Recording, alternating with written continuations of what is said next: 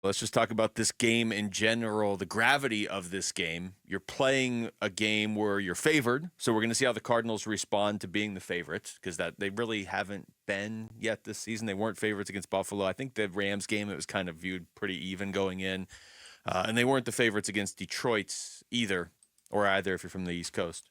But they're favored over Washington.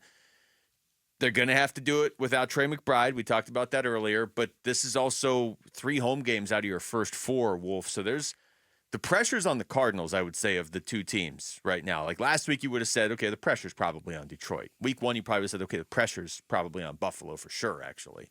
But this one, the pressure's on the Cardinals. You don't want to start the season 1-3, especially when 3 of those games were at home. Yeah, it comes down to this right here, brothers, and we've talked about it all week long, but still, it comes down on a football Friday to this right here. Win if you're the Arizona Cardinals, win and you're 500. Lose, and now you have to win 2 in a row to get back to 500. Yeah. Think about that for a minute. You don't want to dig yourself that hole early in the season, and I don't think Washington is a pushover by any means. And I think they certainly showed that on Monday night, what they did to, I would hope, a desperate Cincinnati team. But what you have coming up after this, San Francisco in San Francisco. Yes. Green Bay and Lambeau. Bingo. And Jordan Love should probably be back before that game, actually. In Lambeau.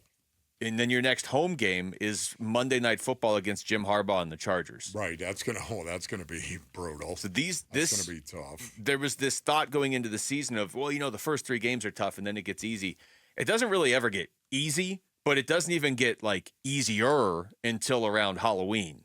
This is your landing spot here, is at home against a rookie quarterback. I know he's been good, but it's a rookie quarterback at home. That's a lot easier than going into San Francisco, into Green Bay, or hosting Jim Harbaugh and the Chargers on Monday Night Football. Yeah, it's a lot harder. Oh, my goodness, that is going to be so difficult. Those 2 games right there, to win those games, the 49ers and the Green Bay Packers, of course, on the road. That's what it would take. Win this game, and you're 2-2. And then you'll breathe a little bit. Then you can deal with San Francisco. We're 2-2, and we've got 2 rough road games in front of us right now. Man, you lose, and suddenly you've got to win 2 to get back to 500. And those are the 2 games you're going to have to win to get back to 500. Man, that puts things into perspective. Yeah. Take the wins where you can get the. It's such a different feeling, right? If you win this week, it's like, hey, we just won. We're going on the road. All of a sudden, it's like San Francisco's kind of beat up. Maybe we can go in there feeling good about ourselves and steal one.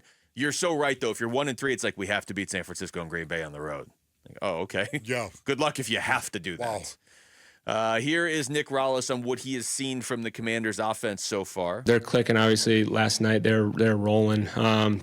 Jane Daniels is hard to defend because he's got arm talent, and he's got leg talent, and so that's in the run game and the pass game, and that's coupled with making really smart decisions. He's not reckless with the football. So another one of these quarterbacks that presents multiple challenges with his skill set. I was talking about this, of course, a couple of days ago, but Jaden Daniels right now, do you care to guess, based on where he might be ranked in terms of quarterback rating right now? He's number 4. All right, caller number 4, of course, and the number of the world, number 4. Jaden Daniels is number 4 in quarterback rating in the National Football League through 3 games with 111.8. That is his rating right now. That is beyond excellent. It's beyond excellent. He is achieving at a level I never thought I'd see Jaden Daniels come into the league and own it through 3 games the way that he has. He's played so well. I thought maybe, possibly, of course, by midseason, game number 8, game number 9. What is going on now in the National Football League where you've got quarterbacks who come in as rookies and light it up, C.J. Stroud? What is this? It's weird when you consider that so many veteran quarterbacks are not lighting it up. Like, it's weird enough. Okay, C.J. Stroud comes in, has the season he has, but if you look at quarterback stats around the NFL, like, well, Josh Allen's having a good year. Like, if you have the quarterback ratings right now in front of you, I don't. I'm guessing the top three are some combination of Josh Allen and probably a guy that nobody expected to be up there. I don't even know who that would be. Jaden Daniels. He's number 4. Number 4. It has been an odd start to the season in the sense that, yeah, you have a rookie quarterback up there. You thought when the schedule came out, like, okay, good, catching Washington early before Jaden Daniels really kind of gets into the routine of the things. Even if he's going to be good, probably going to take a little while to get in, right? No, he's coming off a really good game, actually, on Monday night. It is a short week for Washington, so that could potentially work in the Cardinals' favor. Yeah, it could.